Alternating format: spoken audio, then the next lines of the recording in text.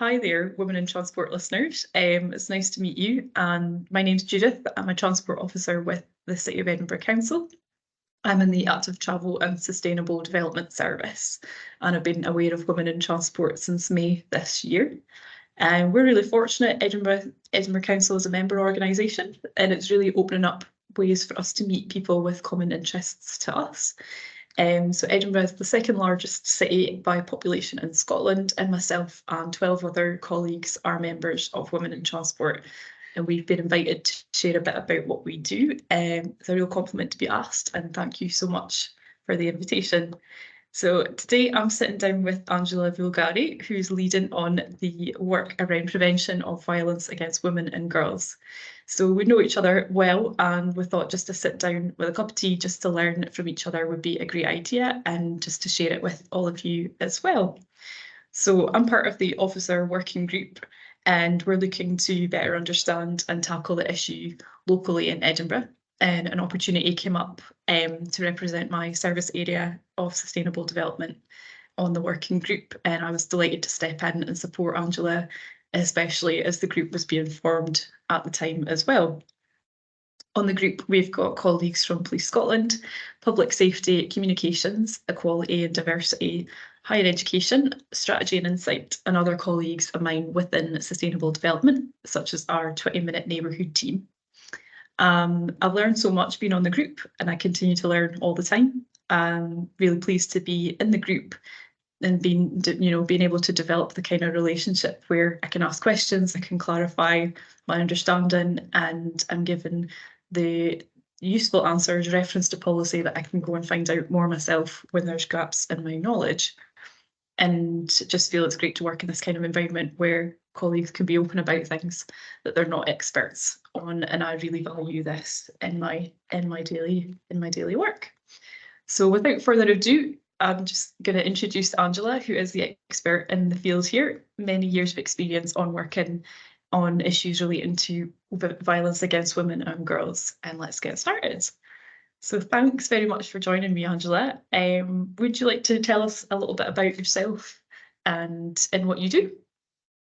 Sure. Thank you for the introduction. And again, on my behalf as well, thanks to Women in Transport for hosting us. So I moved to Scotland in 2001, and it was to actually attend higher education. So my training is in mental health, counselling and psychotherapy. But my professional focus for at least 15 years has been violence against women and girls. And I've done this work from a range of different angles. So from doing kind of one-to-one therapeutic work with women and girls, to doing sort of policy development, research, statistical analysis and reporting, managing violence against women and girls teams. And my particular interest and specialism is actually working with women from ethnic minority backgrounds who are affected by a range of inequalities, as well as similar and different forms of abuse and violence, gendered violence. So my current role is actually a little bit of a mouthful. It's Equally Safe Edinburgh Committee Lead Officer. So effectively, I lead the Equally Safe Edinburgh Committee, which with adult protection and adult protection and child protection is one of the three public protection committees for the City of Edinburgh. So we are an interagency partnership, and our focus is implementing Equally Safe across the City of Edinburgh. And Equally Safe, of course, as many listeners will know, is Scotland's strategy to prevent and eradicate violence against women. It's a very ambitious strategy, and in spite of its title, it deals not just with violence against women, but all forms of gender-based violence and all forms of gender inequality. So I'm going to put a full stop to it here because I know time is limited, but thanks for the opportunity. Thank you, Angela. And yeah, Edinburgh is the capital city. Has got an important role to play. And in terms of Equally Safe, can you tell us a bit about if that's across Scotland, if it's in Edinburgh, how it kind of all just works in practice, and the kind of the policy context that you're working in as well? What is Equally Safe? So Equally Safe is national. And as I said before, it's Scotland's national strategy to prevent and eradicate violence against women. I'm going to read you the vision actually of Equally Safe, which is the one thing that I try to keep in mind in my work. It's a strong and flourishing Scotland where all individuals are equally safe and respected, and when women and girls live free from all forms of violence and abuse and the attitudes that help to perpetuate it. So if you can imagine from that alone, it's an all-encompassing agenda. So it covers child protection, adult protection, much broader aspects of equality, such as, anything from the gender pay gap to tackling domestic abuse and sexual violence, for instance. And that's just a very, scraping the surface kind of approach to explaining Equally Safe. As I said, it is national. Every local authority in Scotland has a Violence Against Women partnership. It just so happens that in Edinburgh, we call it the Equally Safe Edinburgh Committee. And the idea is that locally, we all work together as members of this partnership to look at the different areas of inequality and violence and abuse that we're addressing and how we augment and support and promote work in this area. But also nationally, all the local Violence Against Women partnership leads get together to look at, specific areas of progress, to communicate with each other, keep each other aware of what we're doing in different areas. And also, most importantly, share our learning, share our resources, share information, news, updates, and share ideas ultimately. So somebody once asked me, what does a day in the life look like? And actually, because Equally Safe is so broad, I couldn't tell you that we do X, Y, and Z. I mean, everything that we do can look so different week in and week out, but anything from developing policies, reviewing policies, developing procedures, identifying trends in inequality and, where our work needs to take us next, responding to consultations, both local and national, work very closely with other organizations and committees and networks. I've already mentioned child and adult protection, but, for example, the Edinburgh Alcohol and Drugs Partnership, supporting victims, supporting survivors, and of course, coordinating and managing the response to perpetrators as well, which is really, really important. So I guess in a nutshell, the one thing that Equally Safe emphasizes is that if we really are to address gender inequality and gender-based violence, one single agency or one single organization cannot do it alone because it's so all-encompassing. We need to work together to achieve this. So this is how we bring theory into practice. Yeah, thanks, Angela. Yeah, just before we started, we were kind of talking about the value of partnership work and that it's kind of it's relevant for everyone in society, and it's something that every one of us should be looking to kind of be mindful and work with, within the teamwork that is there. And it would be wrong for us to be saying that City of Edinburgh Council is the only agency in Edinburgh looking to eradicate violence against women and girls. It is one of the key players, but we've very much got a lot of people that we work with as well, driving things forward. So can you share a little bit about what Equally Safe is about here? So just for context, Edinburgh is the capital city. We've got about 500,000 residents and of course many visitors. We've just seen this in the Fringe festivals during August. And according to Visit Scotland in 2019, we've had 5.3 million overnight visits in 2019 and 24.8 million day visits as well. So a huge amount of people coming in and out of our city for day visits, overnight visits, but also 500,000 residents as well. So can you share a little bit about Equally Safe in Edinburgh, what we're doing here, how we're looking to improve quality of life for women and girls here in Edinburgh specifically? I'll do my best not to repeat myself because I recognize that I covered quite a bit of this, but again, as I said, we have an interagency partnership working on implementing Equally Safe, and that's a partnership between the council as well as other statutory organizations, but also third sector services. And we're fortunate enough from the statutory sector to have really good representation across different areas such as justice, education, health, and from the third sector, you know, services for domestic abuse, for sexual violence, services supporting children, to actually help us to put a fuller picture together as to what is happening in Edinburgh, how are we responding to it, and how ultimately can we keep improving our response to gender inequality. We have literally just reviewed our improvement plan. So we've got a very ambitious new 5-year improvement plan, which is covering, as I said before, you know, a very, very broad spectrum of gender inequality. So we are looking to address women's safety in public places, of course, which is a work stream that has been ongoing for the last couple of years.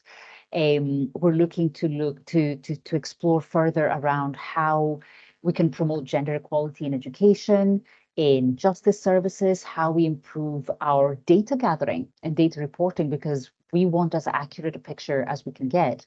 So yeah, these are all areas of development that, you know, every week we kind of have a new thing happening. We need to stay abreast of developments. And, you know, for example, there's a new consultation. Do we want to respond to this as a partnership or as individual organizations? How do we coordinate our responses? Are we seeing new trends developing, for example, in the language that young people use in their intimate relationships? Where is that coming from, and how can we address it to make sure that, you know, their relationships are equal? I was going to say equal and safe, and I just realized how silly that would sound, but actually, yeah, there's a reason why it's called equally safe, right? So yeah, lots of very ambitious plans coming up. We are so fortunate to have the commitment of such passionate partners around the table who really want to see change. And we're all kind of dedicated to working together to make this happen. That's a great answer. You've covered so much there, and I think hopefully the people listening are getting a flavour of the breadth and the depth of the work that's going on in this area in Edinburgh as well, and just the kind of, as you say, the will to make things different for everyone as well, and equally safe being not just a policy, but things that are actually being felt as well when people move around the city. So looking into how people move around the city, we recently had a consultation exercise as well. So it was looking into women and girls sharing their experiences of being in the city. And this involved an online questionnaire and also focus groups where we were able to kind of go in depth into more stories that people were comfortable sharing, and a deeper understanding than statistics that you can get from the online questionnaire approach that we took as well. So can you tell us a bit about what you learned just carrying out the exercise, and also where myself, yourself, people involved in the working group, how we're looking to implement the findings that came out of the consultation? Well, I could talk about this for days.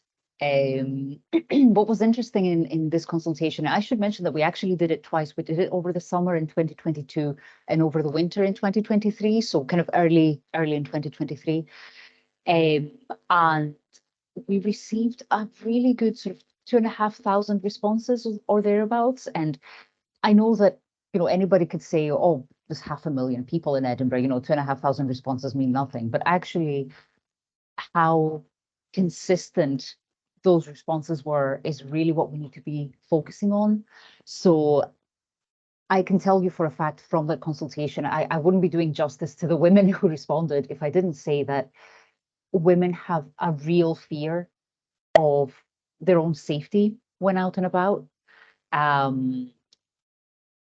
We got overwhelmingly responses from women, something like 94 to 95% of respondents were women and girls.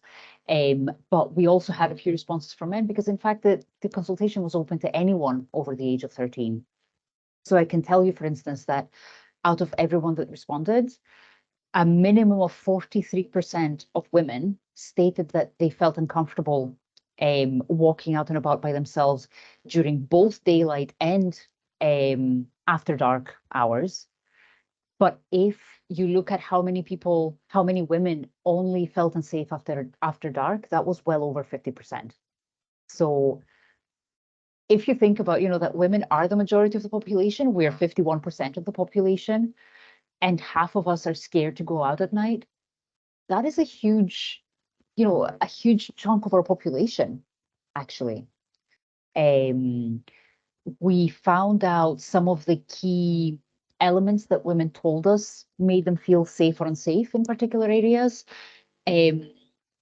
Interestingly, the very first thing that women and girls highlighted was lighting. Lighting is so important. And in fact, if you compare the data we got in the summer compared to winter, in the winter, as you can imagine, lighting was much more important for women, because obviously days are so much shorter that, you need to have those extended hours where lights are available.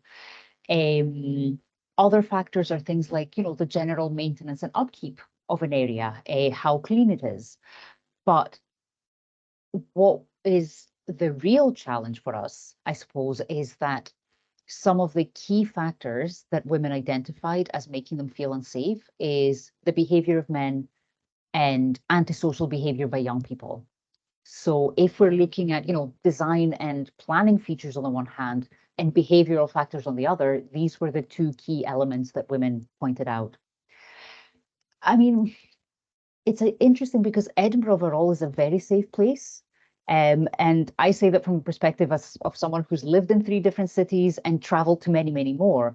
But the fact is that we can always keep working and improving on making Edinburgh safer. And with that will come an improved perception of Edinburgh safety for women and girls primarily. So what we have decided to do is to create the Women's Safety in Public Places Community Improvement Partnership, which I think you referred to as the officer group earlier on. And you're a member of that, of course. And we are working with colleagues in the council, within Police Scotland, but also within the third sector in higher education to help us implement the findings of this consultation. So, we've got the right people around the table, we've got the information we need. How do we now change it into action to make sure that it brings something different to the City of Edinburgh? So, as you can imagine, it's a huge piece of work, and it requires all the various sort of cogs and wheels to be working together, turning together, and cooperating constantly to make sure that it works. But things have actually already started to change. So there are changes that we have already implemented based on the information that we got. So for instance, we are planning a women's safety campaign coming up in the next few months, which we're hoping to kind of keep alive over time and to accompany it with more awareness raising and activities in our communities, in our schools, in various settings and institutions. We're working together with our colleagues in parks, for instance, to look at light levels in parks and how we can improve light levels so that women can feel safer using shortcuts or using parks for recreation, exercise, to take their children. We have also, as you probably know, and many of our listeners will also know, we have a brand new CCTV system in Edinburgh. And based on the information that we got from the consultation, we were able to install an additional 3 CCTV cameras in the meadows.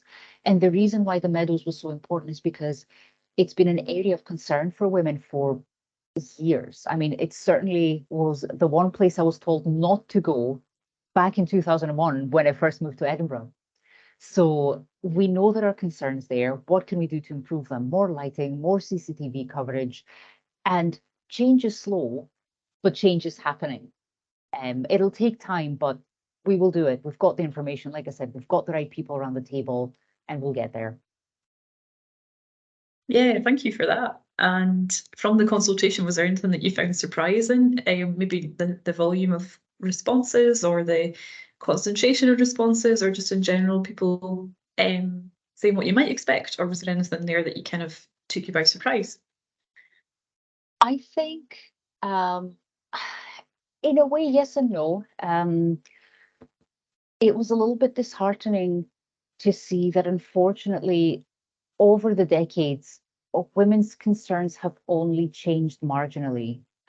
Women still feel that we need to be held responsible for our own safety when we're out and about. There's still beliefs that, the way we dress, the way we speak, the way we walk is enough to invite an attack. And nothing could be further from the truth. This is, we're talking about centuries of indoctrination that, it's women's fault for, well, everything. Sexual violence in particular, we are provocative, we were dressing a particular way, we were walking a particular way. We just can't win. And sadly, these beliefs and these attitudes are still very much pervasive.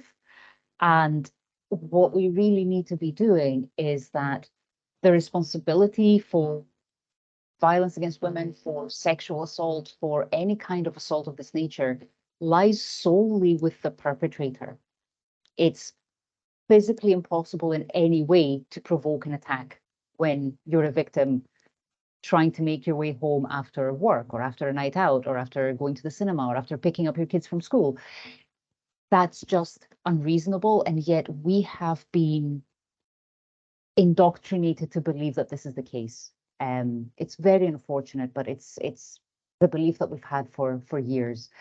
We know there are still a lot of reasons why women don't wish to report any negative experiences they've had in a public place, regardless of their severity. But and what I mean is, any kind of harassment or abuse is distressing, of course, and it can be traumatic. But a lot of women felt, it's not serious enough. Nobody's going to be interested in hearing me talk about sexual harassment or being catcalled or being followed home. For a number of women, it highlights the need for us to raise awareness of how you can report these things in a way that's as not re-traumatizing as possible, because we know that traumatic experiences, when you have to go and recount them time and time and time again, and then potentially go to court and have to give statements again and be questioned on your experience, that can be extremely re-traumatizing. So there's a lot in there. Certainly a lot of lessons for us as a council, a lot of lessons in there for our colleagues from the police and the third sector. But yeah, it's one step at a time. I know these attitudes have been there for hundreds of years. We're not going to do away with them overnight. I think that what you say is so important, and I think the prevention, the preventative kind of nature of where we're going has got so much benefit as well, and we're starting to see this coming through. So just before we started as well, we were talking about the Barbie movie, and just kind of it's now I believe it's now more popular than one of the Harry Potter movies, and so people are still going to see it even though it's been out for maybe a month or so. And yeah, separate from our sorry, go ahead. I think what's really telling about this movie, Judith, and I hope this isn't the spoiler to anyone who's listening, but as soon as Barbie goes out into the real world, the first thing that happens to her is she gets sexually harassed in public. Why do we think the filmmaker chose to put that in this movie? I'm just going to leave it at that, because I could talk about it for a while, but this is, it's such a universal experience that women and girls have that if you didn't think pretty much all of your audience would identify with it, you wouldn't put it in a movie, right? So just gonna leave it there. And it's, as you say, the sort of 50% of the population, 50% plus, so it's kind of, it's so relevant for so many people, and hopefully really relevant for this group of people, women in transport as well. And hopefully you've seen the movie, have an opinion on it, and it's made you think as well about women's experiences in daily life. I think that's kind of why we're all here in Women in Transport, is to kind of better understand and champion the empowerment of women, being able to go about their daily lives and thrive really as well as exist. It's more about thriving too and doing things that you want to be doing with your time. And just to sidetrack a wee bit back about our daily working life, and just your contact with other local authorities, networks that you might be part of.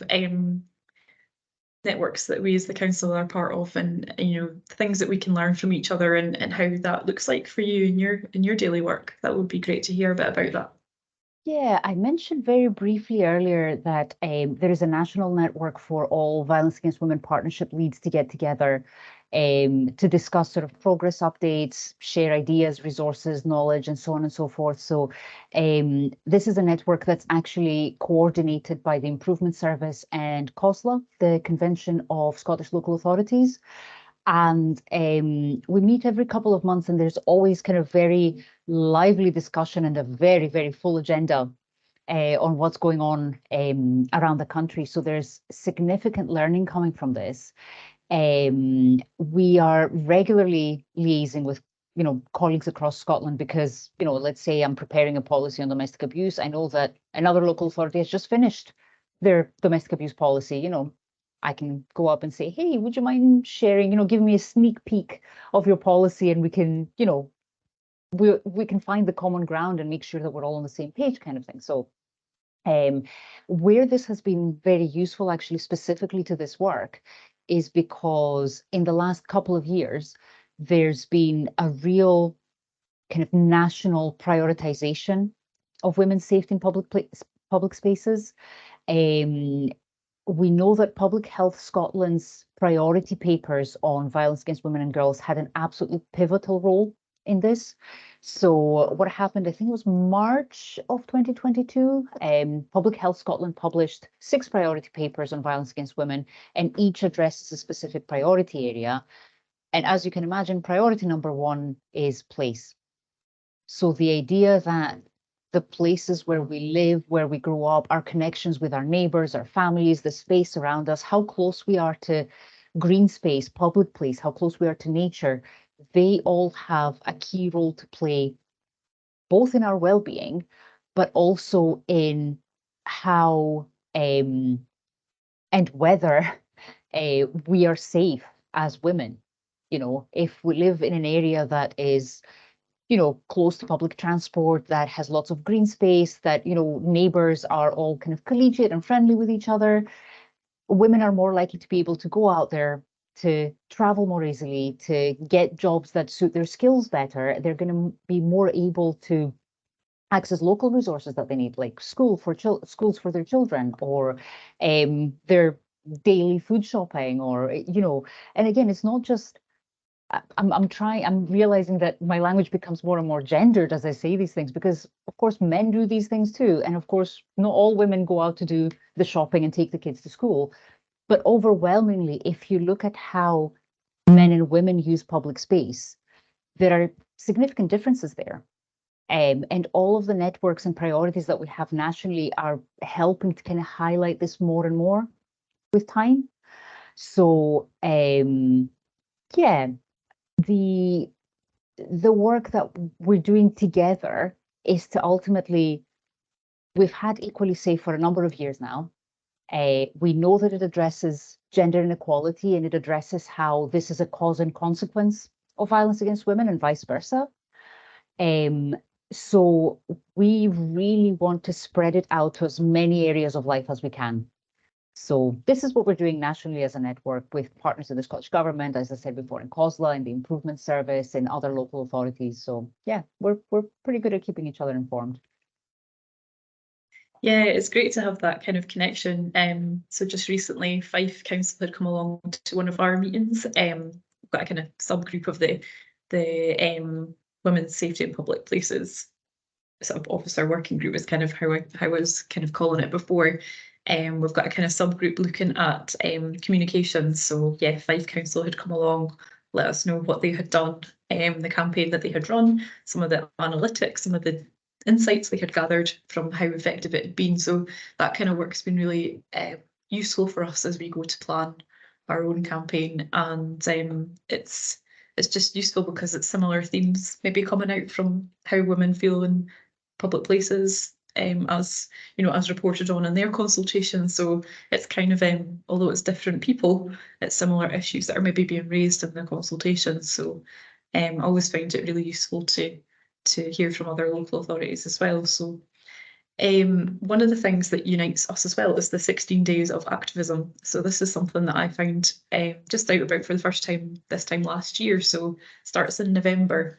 And I just wondered, maybe to kind of share a little bit with women in transport about what the 16 days of activism is, because I think there'll be activities going on in each local authority in Scotland, yes. I believe, and across the Most world. certainly. So Yeah. a UN-led initiative. Yeah, it's led by UN Women. Actually, the full title is the 16 Days of Action on Gender-Based Violence, and it takes place between the 25th of November, which incidentally is the International Day for the Elimination of All Forms of Violence Against Women, and it ends on the 10th of December, which is International Human Rights Day. So every year we get together with both our national and local coordinating groups. And what we do is, as a national group, we work together to agree on a national theme for that year. And locally, we take that theme away and really translate it into what this means for Edinburgh and how can we use this to create a campaign that really speaks to the citizens of Edinburgh, the needs of Edinburgh, the structure of Edinburgh, the climate of Edinburgh across the board. Last year we had a handful of really impactful events, such as a free film screening by students at the University of Edinburgh. We had a candlelight vigil to highlight, women's safety in public places, and we actually made a point of walking down the meadows to, take up some space as women, but also to commemorate those women who lost their lives as victims of crime in a public space. We had an event on the past and present and future of the women's movement in Scotland, for example. So there's huge variety in the sorts of things that are happening throughout the city and throughout the country. This year, we are planning a lot of online activity, not necessarily as formal as a campaign, but really a lot of awareness raising and a lot of online engagement.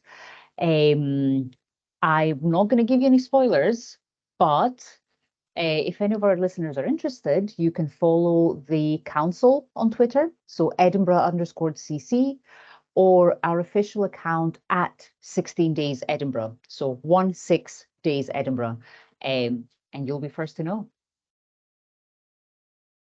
That's really useful. So follow the council on Twitter, Edinburgh CC, and can you repeat the second one, please? It's at 16 Days Edinburgh. At 16 Days Edinburgh. So you can give both of those a follow and stay tuned for the events that you can kind of go along to, especially if they're online. That's perfect. It's great if people from outside of the city can join in as well. That's really useful. Or yeah, I've got a little question just about women in transport in general and kind of what role groups like Women in Transport can play in order to empower women and inspire change. So yeah, just from looking at Public Health Scotland's reports, there's many ways there where there's notable health inequalities where gender plays a role. So for us in transport, especially place and living healthy lives. So that's outcomes 1 and 6 in the public health reports. I'll share a link on this website as well for anyone interested to read more. But yeah, I'm just quite interested to hear what you think about Women in Transport as a kind of networking organisation where it is bringing together ideas and opportunities for us to meet each other, even if we're based in different places. A lot of the events are also online. Sure. It's been great to network. Yeah, I mean, networking, like I said before, networking is key in this kind of work because, Equally Safe says it very clearly, not one single agency or organization is going to make the change. We all need to be working together to make change happen. Specifically, when we're talking about, public space or public transport, there's a huge body of evidence right now that clearly demonstrates that women don't feel safe in public spaces. They don't feel safe on public transport.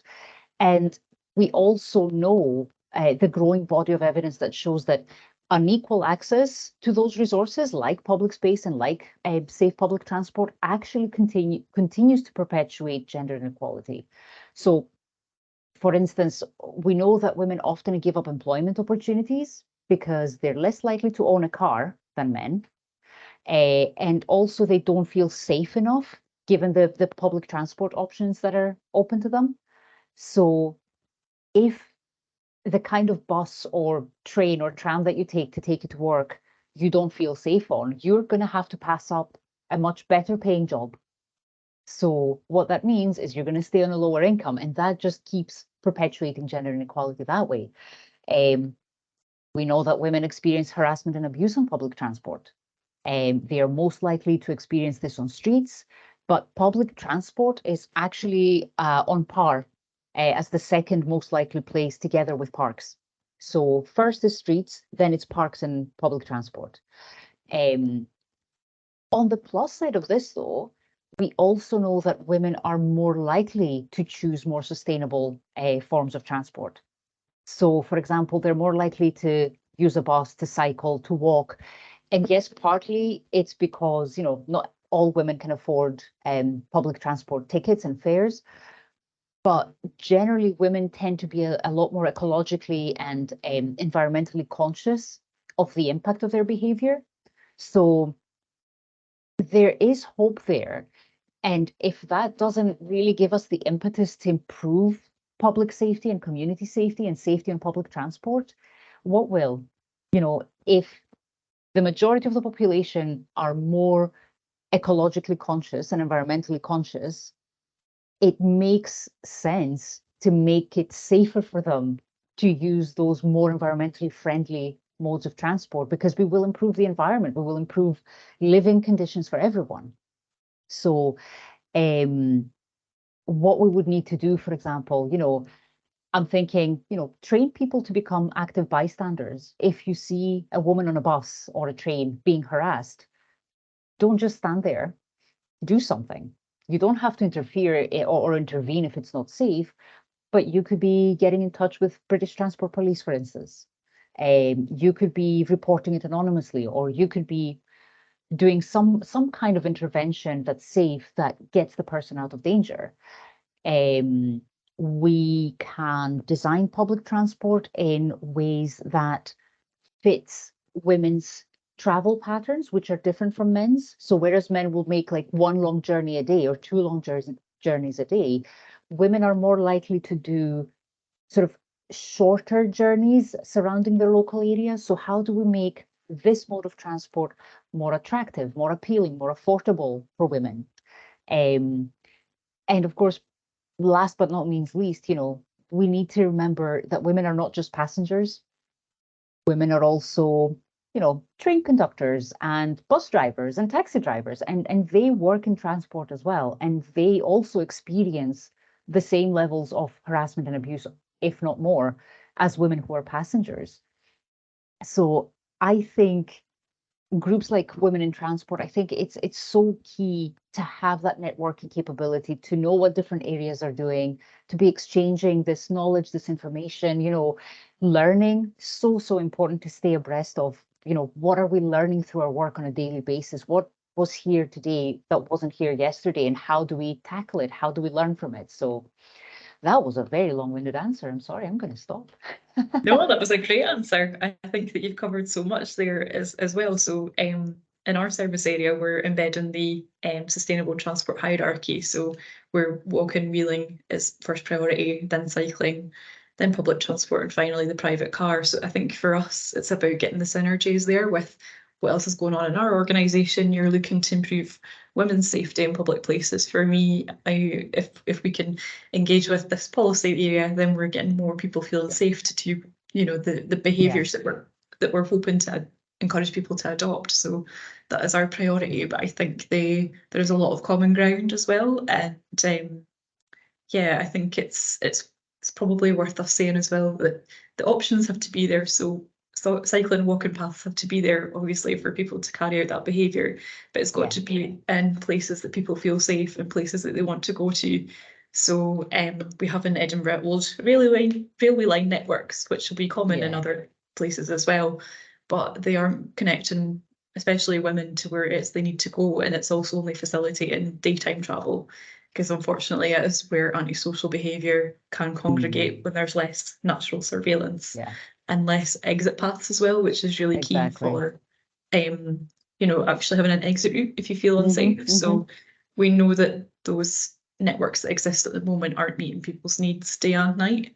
And that's why we're kind of putting in direct cycle lanes throughout the city from, in the city centre itself, so that you can kind of use the routes on your way to work, on your way to the shops. And trip chaining is the name that you mentioned there. So that's the kind of transporty word for And I think making multiple trips. Do you know what's really key in what you're saying there, Judith, is the importance of that gendered lens, that gendered analysis, because that needs to be applied everywhere. It's not just about designing transport and public space. It's about, designing jobs, designing schools, designing, buildings. It needs to be applied everywhere, designing services, interventions, everything, because traditionally what we've done through kind of hundreds of years is we tend to defer to the male. I mean, women only got the right to vote just over 100 years ago. Until then, it was all about the men. Not that since then everything's been perfect, but you understand what I'm trying to say. Everything has been so male dominated that when we say, oh, this safest space for everyone, really what we're saying is that it's safe for men, and women haven't really been taken into consideration. So what we really need to do is take women as a diverse group, because again, women are not a monolith. Oh, what happened there? So I'm going to keep on talking. I hope that's okay. But we need to take women as a heterogeneous group with specific needs, with specific patterns of behavior, of consumption, of everything, and look at their individual needs. A lot of those needs will overlap with the needs of men, of course, but a lot of them won't. And we need, if we really want to promote equity and equality in access to public space, then we need to have that gendered lens on at all times to enable us to make sure that, again, I'm going to repeat it for the third time, that the majority of the population feel safe. I find that when I call it women, people tend to kind of clock out, but if I keep emphasizing that it's the majority of the population, that works better. So. That sounds great. What I'm going to have to do is wrap up there. There's actually some people waiting on this room to come in here. But it's been really, really good to speak, Angela. Thank you so much. I did have another question, but we've kind of covered it earlier on in the chat. So just about what's next in Edinburgh, and hopefully our listeners can kind of revisit that part of the video, and we can kind of sum up that way with a kind of what's next in Edinburgh, where we're going from here. It's been fascinating and really good to chat and catch up with you. And thank you. It's been great to catch up. Yeah, good to catch up, and hopefully useful for everyone listening as well. And hope to meet fellow Women in Transport members at an event soon. But thank you so much, Angela, and I'll speak to you again soon. And thanks to Women in Transport. Bye. Thank you. Bye. Bye.